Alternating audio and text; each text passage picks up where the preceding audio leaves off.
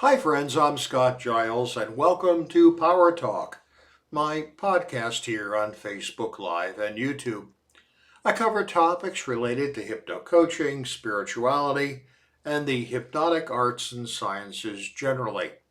If you'd like to know more about my professional work, check out my website, which I'll tag at the end of this video. Today I want to talk about a phrase you've probably heard before. Seize the day. You may have encountered it in its Latin form, carpe diem.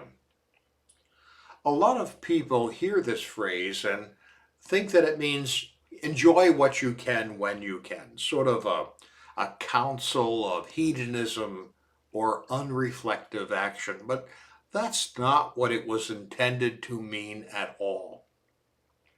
Now, in common with a lot of my philosophical thinking, I go back to the ancient philosophers in Greece and Rome, and this phrase comes from the Roman poet Horace, who put the idea forward in Latin in his essay Ideas in the year 23 before the Common Era.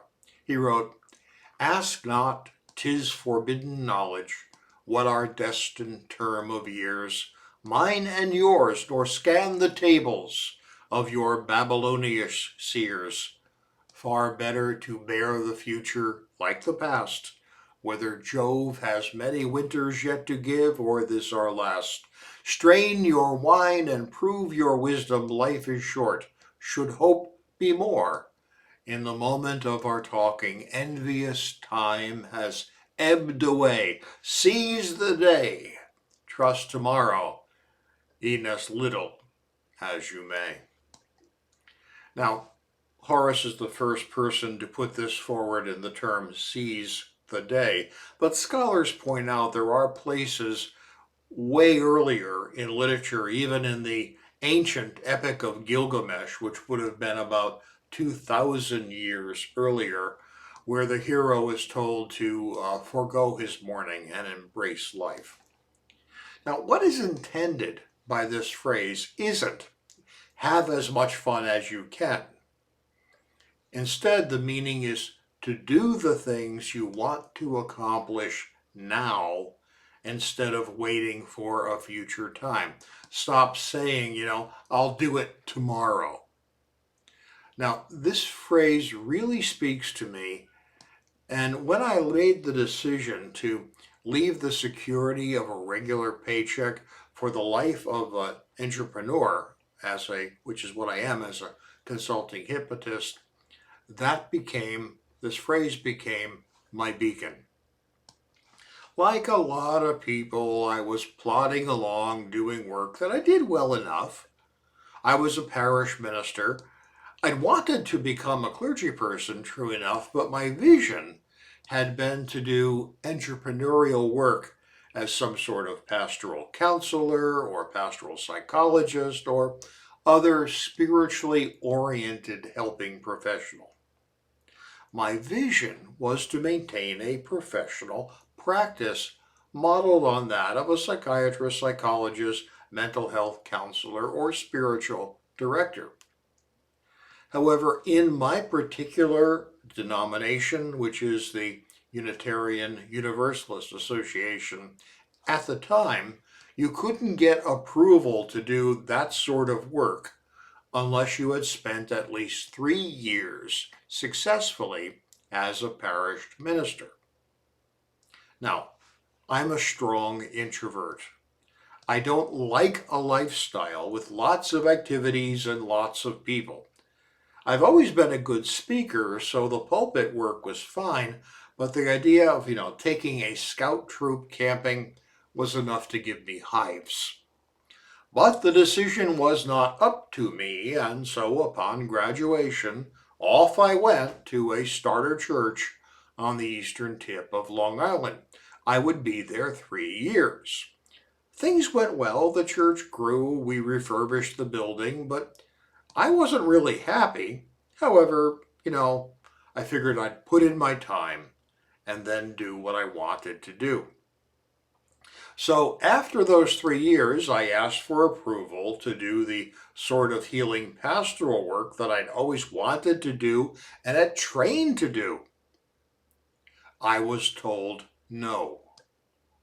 The people in charge said that I'd proven myself to be a builder, or the sort of minister who can boost church membership and who knew how to put together a building campaign, keep up the fixed assets, get money for the roof fund, that sort of thing. So they said they wanted me to stay in parish work. I said, I don't want to do that. And they said, did we ask what you wanted? So having no choice, I went off to serve a larger church for another decade. Now, don't get me wrong. There were things about parish ministry I did enjoy. I met some terrific people. The church I served for that decade owned a national landmark building. There were many good things, but it wasn't what I wanted to do. And I would comfort myself with the idea that someday I would launch the work I wanted to do and had trained for. I'd done all the classwork and supervised practice necessary. But I gradually began to realize that I was painting myself into a corner. It was comforting to think that someday I would do the work I wanted to do while not actually doing it. So long as I had that fantasy, I could comfort myself after a day where I might feel unfulfilled or unhappy. But I was getting older and my responsibilities were increasing. And I realized that if I kept putting it off, I would eventually find myself trapped, with a mortgage and a car payment and other responsibilities that would functionally prevent me from taking the risk of saying goodbye to a guaranteed paycheck and going off on my own. Then in 1991, my denomination changed the rules about community ministry, which is what entrepreneurial ministry is called. So as of June of that year, when the General Assembly voted through a rules change, no one could tell me I couldn't do what I always wanted to do. I handed in my resignation as a parish minister immediately. My wife, Lindsay Bates, bless her, was supportive. She knew I wasn't happy and was willing to take that risk along with me. May you have such a companion in your life. I realized I loved doing hypnotism, and so I opened my office up on a shoestring and hung out my shingle.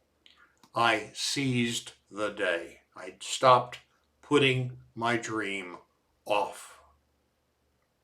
Now, I was successful almost immediately. I can be dense, but it was clear that this work was what I should do. My first year, I had a full-time practice. By year 2, I won my first national award. By year 3, I was elected to a national office where I've been since with the National Guild of Hypnotists. And by year 5, I was earning more than twice what I made as a parish minister. My decision not to wait any longer and to not do what I had been doing, which was continually putting things off, was one of the very best decisions I've ever made. As the ancient philosopher Seneca put it in his letters, we must seize what flees. Time flees. I am so glad I did not keep putting off to another day, to another tomorrow, the changes I really wanted to make in my life. There is an ancient Sanskrit poem by Kalidasa called The Exhortation of the Dawn. It goes, listen to the exhortation of the dawn. Look to this day, for it is life, the very life of life, in its brief course, lie all the verities and realities of your existence, the bliss of growth, the glory of action, the splendor of beauty. For yesterday is but a dream, and tomorrow is only a vision. But today, well lived, makes every yesterday a dream of happiness, and every tomorrow a vision of hope. Look well, therefore, to this day. Such is the salutation of the dawn. Now, if you watched me closely, you may have noticed that I wasn't reading that poem. I long ago memorized it. There was a time when I recited it to myself every single morning. Philosopher Robert Greene has another take, but he wrote, "We don't tell ourselves, I'm never going to write my symphony. Instead, we say, I'm going to write my symphony. I'm just going to start tomorrow." Don't do that. This is the day to make the changes your heart is telling you to make. I don't know what they are, and it's not important that I know, but you know.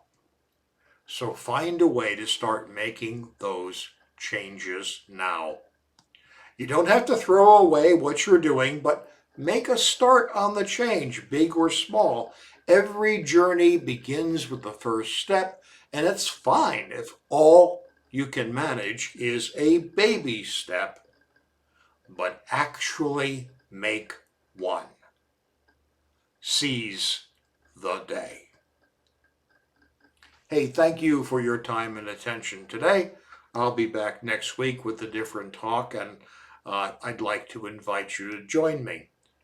It does help me if you let others know about my videos, so like, share, and subscribe. And of course, if I can be of help to you, feel free to reach out through email, my website, or my Patreon channel. Stay well and stay safe.